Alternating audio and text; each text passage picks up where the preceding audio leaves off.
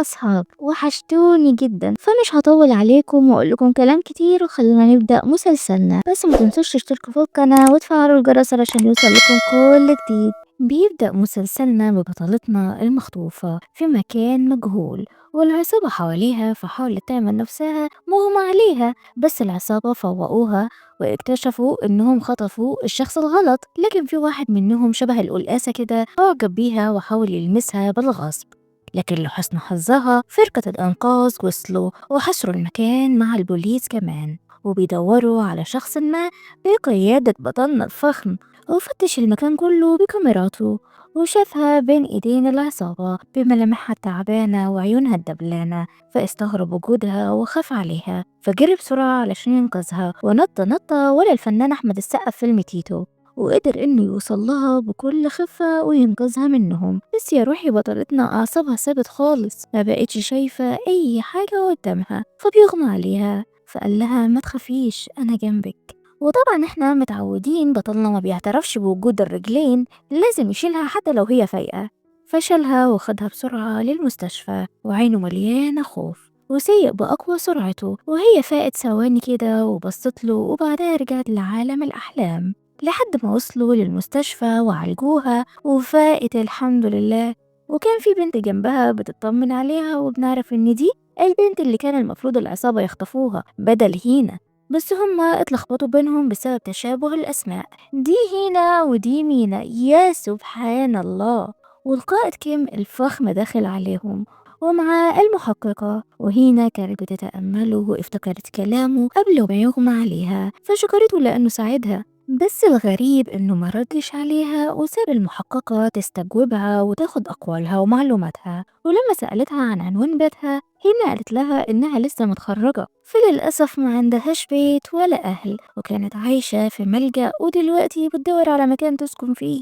وبطلنا واقف وحس بالسوء تجاهها فسابوها علشان ترتاح، وقبل ما القائد يمشي سألته هو احنا اتقابلنا قبل كده؟ فبتظهر شوية ذكريات لشهادة تخرج ما نعرفش لسه ايه فايدتها، لكن اكيد هنعرف بعدين. لكن بطلنا قال لها ولا عمري شفتك، بس عينيه مليانة اسرار، وهي مش عبيطة فقالت له طب لو انت ما تعرفنيش بتتجنبني ليه؟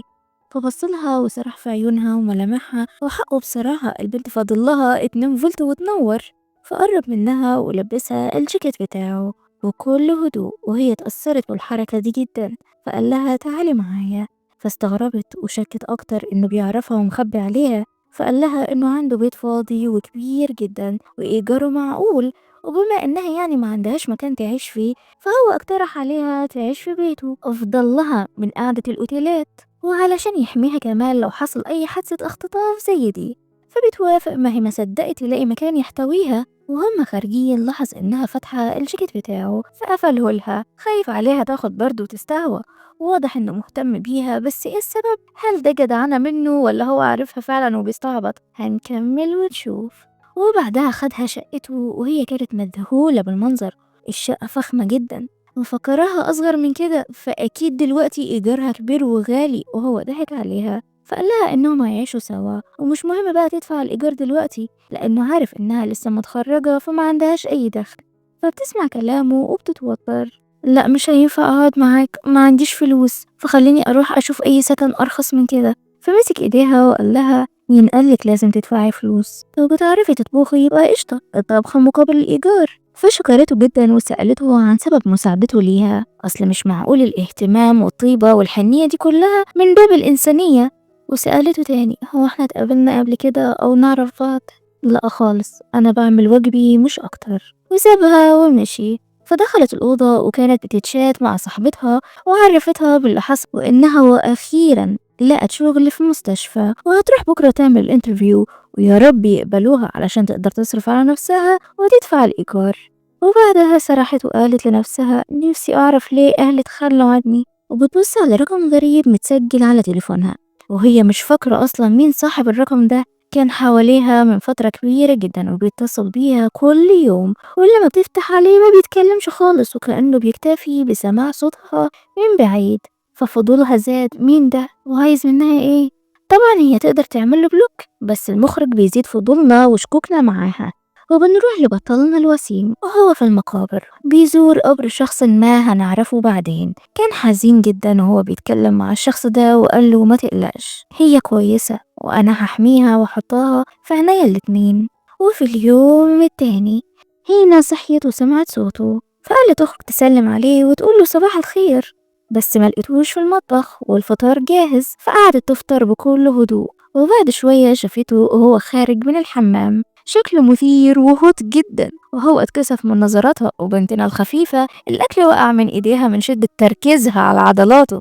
فبياخد بعضه وبيدخل علشان يلبس هدومه. البنت أكلته بعيونها، وحقها الصراحة مين يقدر يلومها. وبعدها قعدوا يفطروا سوا وهي فضلت سرحانة، يا خسارة معرفتش اتفرج عليه أكتر من كده. فلاحظ إنها بتشيل البقدونس من الأكل لأنها مش بتحبه، واستأذنته علشان تروح الانترفيو، وقالت له إنها لازم تشتغل علشان تقدر تدفع له الإيجار، لأنها مش هتحس بالراحة إلا لما تدفع له. فوافق علشان يرضيها لحسن تمشي، وهو ما صدق إنها وافقت تكون قدام عينه. وقبل ما تمشي اداها مفاتيح الشقة اللي متعلق فيها دبدوب بوليسي صغير، عشان لو رجعت بدري وما لقيتهوش ما تفضلش في الشارع وتعرف تدخل.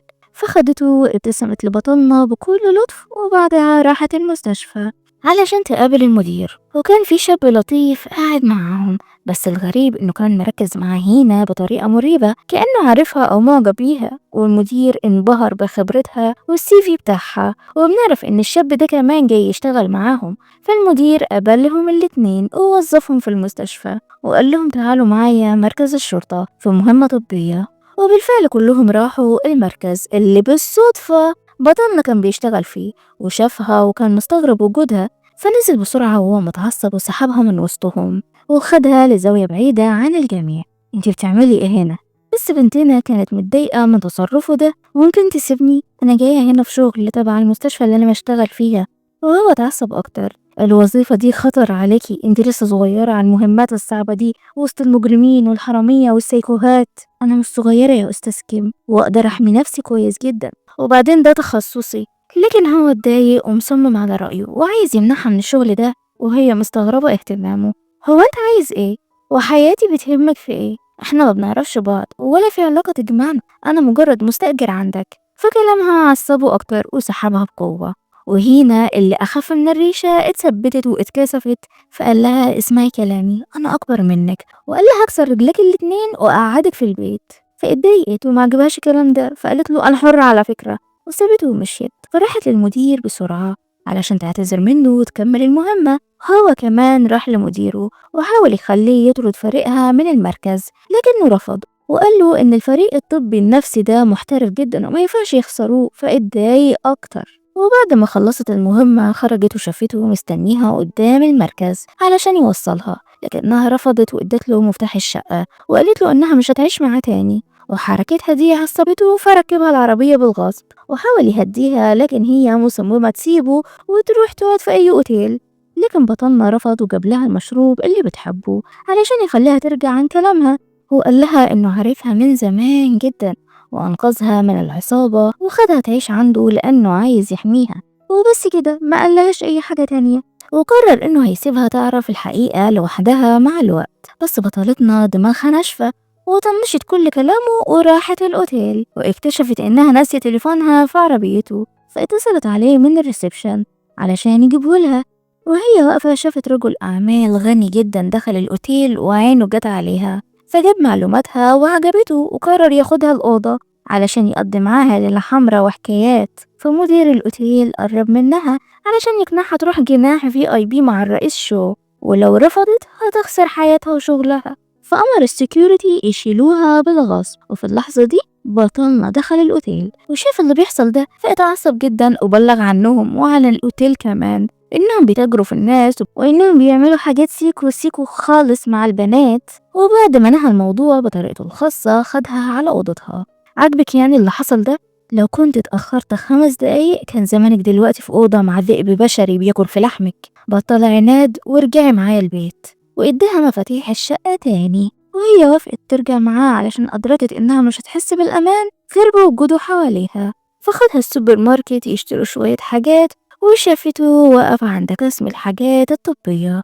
فاتكسفت جدا، أصل دي منشطات وحاجات بلس 18 خالص، هو جاي يعمل ايه هنا؟ وفي الآخر طلع بيشتري حلاوة نعناع يمه دماغ شمال. ولما رجعوا البيت عملت له شوية كب كيك حلوين، فقال لها إنه ملوش في الحلويات خالص. جربهم، ده أنا عملتهم بإيديا وحياة عينيا. فخد واحدة وكان بياكل بكل هدوء، وخدت رقمه علشان تضيفه عندها على الويشات. وبعدها دخلت تاخد شاور وتريح أعصابها شوية، وسرحت بأفكارها اللي كلها عن الظابط كيم، اهتمامه بيها وخوفه عليها، وشكلك وقعتي في الحب ومحدش سمع عليكي. فرقبتها وجعتها ونزلت تجيب علبة الإسعافات علشان تعقم الجرح. وفجأة سمعت صوت في المكان فخافت جدا، لكن طلع بطلنا وقال لها بتخافي ليه؟ انت عايشة في بيت الحكومة نفسها. وقرب منها علشان يعقم لها الجرح بنفسه، بس هي كانت متوترة من قربه منها، وعضلاته الزهرة دي بتزيد الطين بلة. وبعد ما خلص كانت هترجع أوضتها بكل هدوء، لكنها دخلت فجأة ووقعت وسحبته معاها، ووضعيتهم بقت صعبة خالص، ووقع حتى الهندي يستحي يسويها. فاتوتروا وهو اتأسف لها وكل واحد رجع على أوضته. وفي اليوم التاني راحت تصحيه علشان يفطروا سوا، وكالعادة لازم تتوتر وتتكسف أول ما تشوفه، تحس إنها عاملة. وبعدها نزلوا سوا علشان يوصلها للتدريب في المركز، لكنها ما رضيتش تركب معاه. فمسكها من قفاها وحاول يفهم سبب رفضها. فقالت له علشان ما حدش يعرف انهم عايشين سوا، ولو عرفوا هيدخلوهم في سين وجيم ووجع دماغ. ولما وصلوا المركز اختار المجرمين بنفسه اللي هنا هتشرف على علاجهم وجلساتهم، لأن بطلتنا دكتورة نفسية مهمتها تستجوب المجرمين وتأثر عليهم وتسحب اعترافاتهم، وكمان هتفهم منهم هما بيكذبوا ولا بيقولوا الحقيقة، وتحلل شخصياتهم. وبدأت مع أول واحد سايكو رابطينه كويس جدا علشان ما يتهجمش عليها، وفضلت تحاول معاه علشان تفهم شخصيته وتقرأ دماغه. والشخص ده ارتاح معاها وبدأ ياخد ويدي بشكل ودي، وبدلنا واقف يراقبهم من برا علشان يحميها لو حصل أي حاجة. وشاف المجرم وهو بيعترف لها بكل حاجة، وبكده هي نجحت في الاختبار وأثبتت شطارتها. ولما خرجت مديرها كان فخور بيها، وكيم كمان عينه كانت بتطلع قلوب قلوب قلوب من كتر الفخر. فبعت لها رسالة تعالي على مكتبي. وبعدها كانت بتتمشى في القسم وشافت العساكر بيتدربوا، فسرحت بجمالهم وقوتهم وعضلاتهم، وما شافتش قدامها فخبطت فيه. والمساعد بتاعه دخل عليهم بالفانيلا وعضلاته القوية، وهي كانت بتتأمله. فبطلنا الغيور خدها في حضنه، أصل ازاي يعني تتفرج على رجالة بوجوده قرطاس لب هو ولا ايه؟ وبعدها خرجوا علشان يتعشوا سوا في أوضة الميتينج، وجات لهم الست الكبيرة اللي موجود زيها في المسلسلات الكورية اللي كل ما تشوف أبطالنا تقول لهم انتوا متجوزين؟ أصل انتوا لايقين على بعض قوي. وهم يتوتروا ويقولوا لها لا احنا صحاب بس. وقعد يتكلم معاها عن الشغل وقال لها خليكي عارفة اني موجود جنبك، وفي أي وقت هتحتاجيني فيه هتلاقيني. فحست بالدفء والاهتمام اللي اتحرمت منهم من هي صغيرة. كانت عايشة في الملجأ البارد مع المديرة القاسية اللي بتضربها وتعاقبها، ومفيش حد جنبها يحميها. فلاحظ انها متضايقة، فسألها هو انا قلت حاجة زعلتك؟ لا خالص، بالعكس انت لطيف ومراعي جدا. وهم خارجين في كلب من الكلاب البوليسية جري عليهم فحاول يحمي هينا، بس الكلب عايز الميدالية بتاع المفاتيح بتاعتها. فبطلنا زعقله وأمره يقعد، والكلب سمع كلامه، وبنعرف ان الكلب ده بتاعه اصلا. فاستغربت وقالت له الكلب مهتم بالمفاتيح كده ليه؟ فقال لها تلاقيه فكرك حرامية سرق المفاتيح مني. عادي عادي طنشي، المهم انك كويسة دلوقتي. وبعدها رجعوا البيت مع الكلب كمان، وهي قالت له ممكن تقلع هدومك؟ ليه؟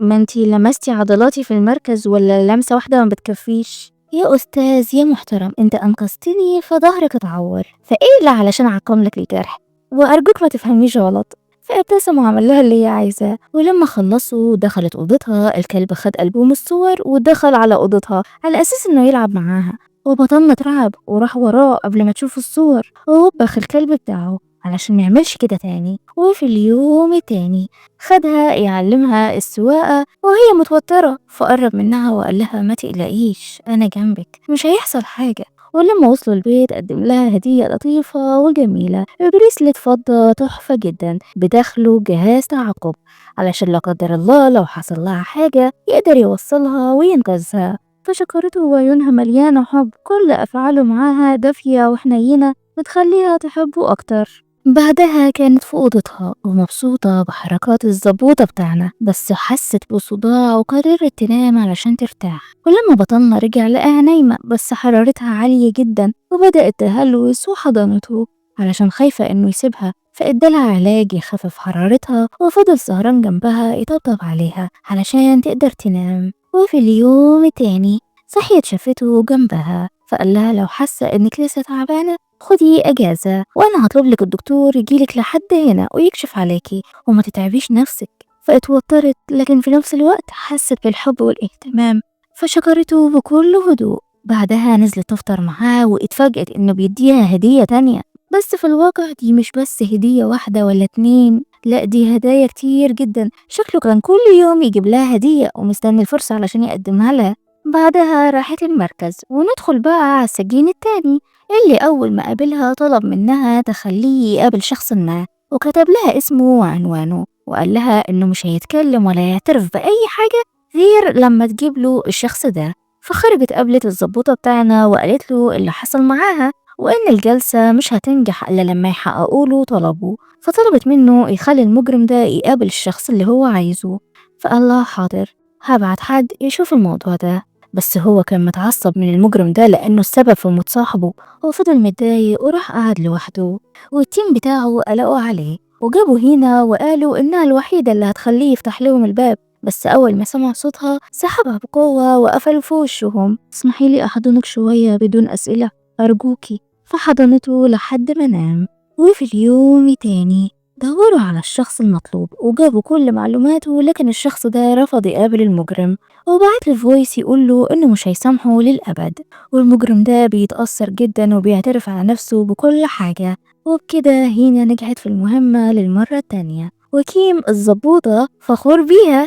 بعدها رجعت البيت تاخد شاور فاكتشفت إن المية قطعت، فاضطرت تخرج بالفوطة وتقول لبطلنا اللي حاول يغض بصره أصله متربي 10 مرات وقال لها روحي استحمي في الحمام بتاعي المية موجودة فيه. فدخلت بسرعة وافتكرت لما شافته وهو خارج من الحمام بشكله المثير، وحاولت تمسك خيالها الجامح ده. ولما خلصت أدركت إنها ما خدتش أي هدوم، فندهت عليه ممكن تجيب لي هدومي من الدولاب لو سمحت.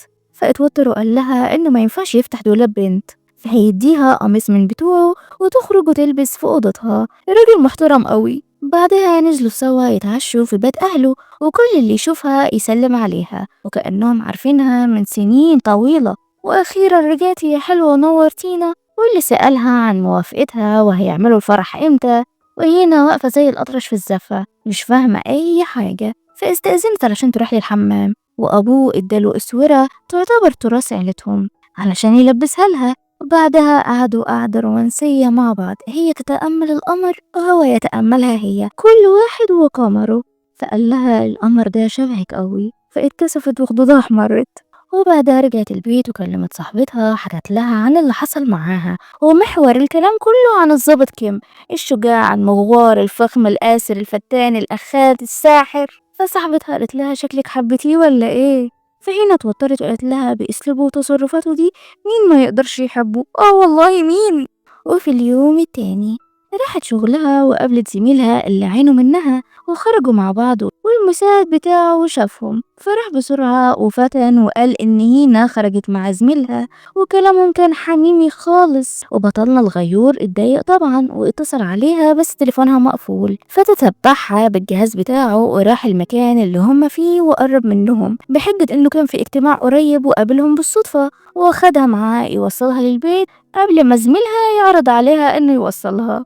وقبل ما تنزل مسك ايديها ولبسها الاسورة التراث بتاع مامته. فاستغربت، المفروض يديه لحبيبته او مراته المستقبلية مش ليها هي. فقربها منه وواضح انه مش قادر يستحمل اكتر من كده، لازم يقولها على السر اللي هو مخبيه لان ارهقه الكتمان. بس حظه ابشع من طيبة قلب القرد، وهنا مش قصدي على قلب القرد لان جاتله مكالمة وقطعت عليه اللحظة فما قالهاش حاجة. وبالليل بقى بنشوفها قاعدة في أوضتها بتفكر فيه، وفجأة صاحبتها بعتت لها مسج فقالت لها فاكرة صاحب الرقم المريب اللي بيتصل عليك كل شوية؟ ده بعتلك هدايا كتير جدا، وواضح إنه في ذكريات كتيرة وعميقة بينكم لأنه عامل أجندة كاملة عنك انتي بس. فهنا استغربت وفضولها بدأ يزيد، بينما بطلنا كان في مهمة سرية اقتحم مزاد علشان يقبض على زعيم مافيا. بس المصيبة بقى إنه كان مجرد فخ، والزعيم ده كلمه فيديو كول وفجأة حلوة مش كده، عارف انك ظابط كفو وشجاع علشان كده سبتلك هدية صغيرة قد كده مكافأة لمجمل أعمالك. وطلع سايب له متفجرات. فالمكان كله ولع وبطلتنا قلبها حس بيه، صحيت خايفة ومفزوعة بتحاول توصله وتليفونه مقفول. فصاحبتها بعتت لها وقالت لها على فكرة عرفتي مين هو صاحب الرقم ده؟ وبنرجع لبطلنا اللي المساعد بتاعه قدر ينقذه ويحميه، بس للأسف هو اللي اتصاب بداله. فخدوا المستشفى والدكتور طمنه إن حالة صاحبه مش خطيرة لأنه كان لابس الدرع بتاعهم. فكيم اطمن شوية وقال الحمد لله لأنه مش هيقدر يخسر حد من صحابه تاني، كفاية اللي خسرهم في المهمات القديمة. فاتصل عليها أول ما شاف رسايلها علشان ما تقلقش عليه، وقال لها إنه تعبان شوية من المهمة فهيبات في القسم ومش هيرجع البيت. ومجرد ما قفل المكالمة اتفاجئ بيها في وشه لأن الأخبار وصلت لها وجت تطمن عليه وجايباله أكل كمان. فاتأثر وخدها في حضنه وحكى لها على اللي حصل معاه. وهي سألته مفيش حاجة زيادة عايز تقولها لي أو أنت مخبيها عليا؟ لا خالص مفيش، بس هي شاكة إنه هو صاحب الهدايا والرسايل والرقم الغريب، بس مش هتقوله طبعا وهتستناه يعترف بنفسه. وفي اليوم التاني هو كان بيتكلم في الشغل وهي واقفة تحضر له الأكل، فسرح بيها وقعد يتأملها لحد ما نام على نفسه. وهي شافته فقربت علشان تغطيه فسحبها بقوة وعيونهم كانت بتتكلم باللي مخبيه قلوبهم. وهي عاملة من بنها وسألته عن صاحبه فقال لها إنه هو كويس وهيخرج من المستشفى بعد كام يوم. وبعدها راح لصاحبه علشان يطمن عليه ويهتم بيه. نحسد البطلة شوية وصاحبه شوية وهي ماشية. فقال له أمال هنا ما جاتش معاك ليه يا ريس؟ حليت موضوعك معاها وعرفت الحقيقة ولا لسه؟ وفي نفس اللحظة دي هي كانت جاية تطمن على الأخ ده وسمعت كل كلامهم وإنه في أسرار كتيرة جدا هو مخبيها عليها. فصاحبه كان بيغمز له علشان يخليه ياخد باله ويسكت قبل ما يغوص ويتعمق في الذكريات ويخرب الدنيا. بس البنت سمعته فكيم لمحها وسكت وهي اتضايقت وسابته ومشيت. وهو راح وراها علشان يصلحها لكنها عضته، بس هو حاول يوصل لها مشاعره بطريقته الخاصة وقال لها إنه بيحبها جدا وما يقدرش يسيطر على مشاعره وقلبه لما يكون جنبها.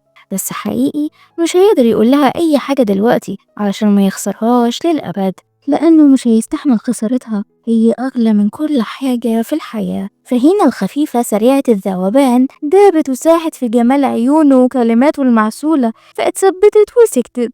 بعدها رجعوا البيت وهي برضو شكوكها لسه شغالة، عايزة تتأكد هو صاحب الرقم اللي بيتصل عليها وما بيتكلمش والهدايا دي ولا لأ. فطلبت منه يمضيلها في الأجندة بتاعتها علشان تقارن توقيعه بالتوقيع اللي بعت لها الهدية. وهو كان متردد حبتين، هو مش أهبل يعني. فقالت له هي بتدور عن معلومات عن أهلها، عايزة تعرف مين أبوها أو مامتها وليه تخلوا عنها، وحكت له عن الرقم كمان اللي بيتصل عليها. فحس بالسوء تجاهها وقرر يمضيلها علشان ما يكسرش بخاطرها. فانهارت وعيطت بحرقة وهي بتحكي له عن معاناتها في الملجأ وإن هي ما تستاهلش الحياة الصعبة دي لأنها ما عملتش أي حاجة غلط ولا عمرها إذت حتى نملة ماشية على الأرض. فاحتواها في أحضانه لحد ما هدت شوية، وبعدها خدها لميدان الرماية وعلمها تصويب بنفسه. وهي كانت مبسوطة جدا بقربه منها، ولما لقاها شطورة وبتسمع الكلام وبتتعلم بسرعة ادالها أرنوب شبهها بالظبط فيهم كياتها من بعض. ولما رجعوا البيت صاحبتها كلمتها وقالت لها مدير الملجأ تعيش انتي، بس عرفت منه ان كان ليكي اخ وكان بيجيلك وبيطمن عليكي وكان ضابط شرطة قد الدنيا، بس مات للأسف في مهمة.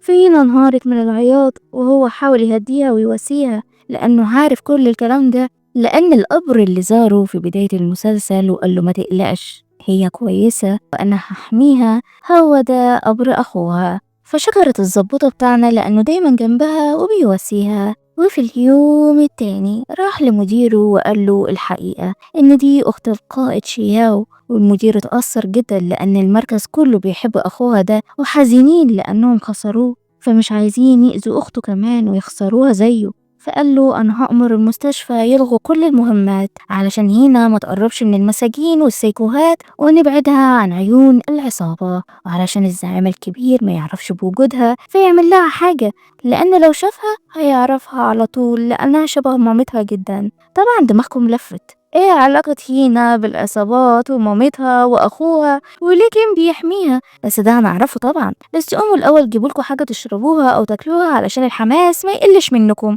وخلونا نكمل. وعلشان هنا ما تزعلش خدها البار علشان يحتفلوا بيها بحفلة صغيرة، لأنها ساعدتهم كتير جدا في التحقيقات وتحليل شخصيات المساجين. وكتكوتة سكرت وحاولت تقرب منه وهو ما صدهاش طبعا. وفي اليوم التاني بنشوف زعيم المافيا المقصود ادى صورة هينا لواحد من رجالته وأمرهم يجيبوها له بأي طريقة. بينما بطلتنا كانت في المستشفى وفي راجل مريض كده دخل يتكلم معاها وعايزها ترتبط فيه، وفضل يتغزل بيها ويقول لها كلام بلس 18 وهي قرفانة منه وقالت له اطلع بره يا أستاذ شكلك كبرت وخرفت. فابتسم لها وساب لها بوكيه ورد كان مخبيه ورا ظهره وسابها ومشي. وبعدها بطلنا بيجي علشان يشوفها فلمح بوكيه الورد ده واستغرب والغيرة طفحت، فحكت له اللي حصل قبل ما يتهور فاستغرب أكتر، لكنه قرر يهدي أعصابه وقال لها اكشفي عليا. فلاحظت إنه متوتر جدا فطلبت منه يسترخي وبدأت تشوف شغلها. فقال لها بتفكري بإيه؟ في اللي حصل في البار.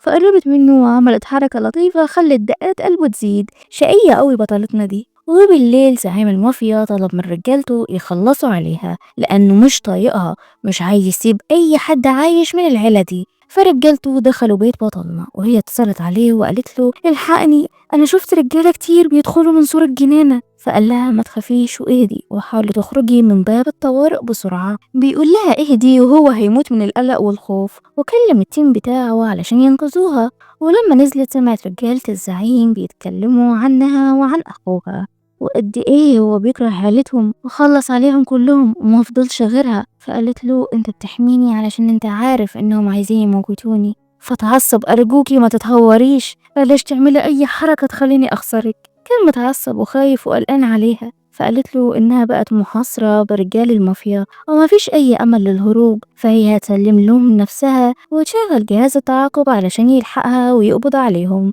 ويحقق العدالة كمان. طبعا كل ده وهو متعصب جدا، دي بترمي نفسها في التهلكة علشان تخليه يترقى في منصبه. وقبل ما تقفل المكالمة ودعته بكامل مشاعرها وقالت له انها بتحبه من كل قلبها. فخرجت وسلمت نفسها للعصابة علشان تعرف مكان اللي قتل أخوها، وهو كان ماشي بأقصى سرعته علشان يلحقها. وطول الطريق بيفتكر كلامه مع أخوها وإنه هيحميها من كل حاجة وقد إيه أخوها كان بيحبها ونفسه يشوفها ويحضنها، وكان بيستعد لليوم اللي هيخرج بيه من المستشفى ويحتويها. بس للأسف مات قبل ما يقابلها. بس قبل ما يموت وصى كيم عليها وقال له احميها، وكيم عمل كده فعلا بس كان كل يوم بيحبها أكتر لحد ما بقت حتة من قلبه وروحه. بينما بطلتنا كانت متكتفة في مكان مظلم وبارد ومش عارفة هي فين ولا هتعمل ايه. والراجل الحقير قرب منها وقعد معاها وكلمها عن أهلها اللي كلهم كانوا بيشتغلوا في الشرطة ودايما بيقبضوا عليه ويخربوا صفقاته، وهو خلص عليهم واحد ورا التاني ورا التالت. ووراها فيديو لأهلها وهما بيودعوا الحياة وهي مش قادرة تستوعب اللي هي شايفة ده، لكن ما قدرتش تبين ضعفها وخوفها علشان ما يستغلهاش ويعمل فيها حاجة. ففضلت تدعي في سرها إن بطلها المغوار يجي بسرعة ويطلعها من المكان ده. فبصت له بكل ثقة وقالت له انت مفكر ان فيديو زي ده هيزعلني؟ انا معرفش مين دول اصلا، اهلي رموني في الملجأ من وانا 5 سنين فمش فاكراهم ولا عندي مشاعر ناحيتهم. يا خسارة يا باشا تعبتي نفسك في الفاضي. فاتعصب وخرج بره الأوضة وأمر رجالته ياخدوها للقصر بتاعه، وهي انهارت ونزلت دموعها اللي كانت حبساها. وهم في الأوضة العجوز ده قرب منها وهي كانت بتحاول تحمي نفسها، فنادها على الزعيم الكبير واللي بيكون نفس الراجل اللي راح لها المستشفى. فقرب منها علشان يتكلم معاها وحكى لها إن مامتها كانت عشيقته واتفقت معاه يخلص على أبوها وعيالها ويهربوا سوا مع بعض. بس بعدين غيرت رأيها ورفضته علشان كل ده كان لعبة وهي عمرها ما حبته أصلا، هي كانت عايزة تقبض عليه فخلص عليها وعلى أي حد يفكروا بيها. وهنا منهارة جدا كل صدمة تاخدها أقوى من اللي قبلها فأغمى عليها والجاحد سابها مرمية على الأرض كده ومشي. ولما فاقت في شخص دخل عليها واداها سلاح علشان تحمي نفسها، بس الغريب إنه واحد من رجالة الزعيم بس هو شغال تبع الزبوطة بتاعنا لأنه كان صاحب شياو. وقال لها اهدي وحاولي تحمي نفسك، والقائد هيكون هنا قريب فما تقلقيش. ولما خرج سمعت صوت دوشة فاستعدت وخدت نفس عميق، وأول ما لمحت العصابة بدأت تطلع عليهم كل غضبها وحزنها وتتبع كل الخطوات اللي كي معلمها لها. لكن في 2 منهم كتفوها علشان يخدروها، بس الحمد لله نفس الشاب الكاريزما دخل وأنقذها واخدها في العربية وشغلت جهاز التعاقب علشان تدي إشارات لكيم ويوصل أسرع وينقذها. وبالفعل بطلنا وصل مع فريقه القوي وحوطوا قصر الزعيم كله، والشاب الكاريزما حاول يحمي هينا ويبعدها عن طريق العصابة اللي بيلحقوهم. بس للأسف الشاب القوي ده اتصاب وحاول يخبي عليها، بس هي لاحظت انه بينزف وهيغمى عليه في اي لحظة، فطلبت منه يوقف العربية. بس خلاص هو دخل في عالم تاني وما بقاش سامعها، وعينك ما تشوف الا النور. العربية دخلت في السور فما بقاش قادر يتحرك، وهينا خافت وحاولت تساعده. وبطلنا وصل في اللحظة دي وخرجها من العربية، وأول ما استوعبت إنه قدامها انهارت في أحضانه وخرجت كل حزنها، وهو استمر في مراقبة العصابة لحد ما قبض عليهم. وبعدها كلهم راحوا المستشفى، والشاب الجنتل ده فاق وقال له أنا حلمت بشياو جه وشكرني لأني أنقذت أخته، فأنا حاسس بالفخر دلوقتي لأني قدرت أفرحه وهو في تربته. وبكده كل حاجة اتحلت والقانون خد مجراه، وهينا عرفت إن كيم كان بيحميها علشان أخوها ووصى عليها، بس قربه منها خلاها تقع في حبه. بعدها أخدها البيت ووراها كل الهدايا اللي أخوها كان جايبها لها في كل عيد ميلاد ليها من وهي عندها 5 سنين، وقال لها شياو كان بيحبك جدا وكان مستني يوم تخرجك علشان يقابلك، بس كان خايف ترفضيه وتبعدي عنه. ولما خلاص قرر انه يجيلك العصابة خلصت عليه وملحقش يشوفك، بس هو فخور بيكي قد الدنيا وسمعها أغنية أخوها كان مسجلها لها بنفسه بصوته الدافي ومشاعره المليانة حب وفخر. وبطلنا كمل كلامه واعترف لها إن الرقم الغريب اللي كان بيتصل عليها كل يوم ده كان شياو أخوها، وبيتصل عليها علشان يسمع صوتها ويطمن عليها من بعيد لبعيد، لأنه لو كان قرب منها العصابة كانت هتقدر توصل لها ويخلصوا عليها قدامه. وفي آخر مكالمة هي ردت عليه وفضلت تتكلم معاه وقالت له إنها مش هتتعصب لو اعترف بالحقيقة، هي متقبلة كل حاجة. في اللحظة دي شياو كان فرحان جدا إن المكالمة طولت وإنها ما قفلتش في وشه، بس هو ما كانش قادر يتكلم لأن دي كانت لحظاته الأخيرة في الحياة. فهنا انهارت وهي تسمع قصة أخوها ومشاعره وقد إيه هو حنين ولطيف وكان يستاهل حياة حلوة وجميلة. بعدها كيم أخدها لقبر شياو وجابت له الورد من اللي هو بيحبه، ووقفت قدامه وطلعت كل المشاعر اللي موجودة في قلبها وقالت له إنها كانت هتبقى مبسوطة لو كان جه وكلمها وعرفها بنفسه، وعمرها ما كانت هترفضه أو تبعده عنها، وشكرته على كل حاجة حلوة عملها علشانها وعلشان الوطن كمان، وإنه أفضل راجل شجاع عاش على الكوكب ده. وفضلت تتخيله وهو قاعد جنبها وبيبتسم لها بكل فخر. ولما رجعوا البيت دخلت في حالة اكتئاب وما بطلتش عياط، وبطلنا قلبه بيتقطع عليها بس كان لازم يسيبها تخرج كل الحزن اللي جواها. بحس إن عايزة أحميها معاها من كتر ما هي صغيرة وكيوت، فقالت له أنا كده خلاص مبقاش لي حد في الدنيا دي. طيب وانا رحت فين يا فرنسا؟ فقرب منها واحتواها بكل مشاعره وقال لها إنه هو هيفضل جنبها للأبد وهيحميها. وفي اليوم التاني كان بيحضر لها الفطار فاستغربت، مش عوايدك يعني تعمل الفطار بنفسك؟ فقال لها يا ستي قررت أدلعك وأهتم بيكي أكتر، فيها حاجة دي؟ والآن مع المفاجأة الكبرى.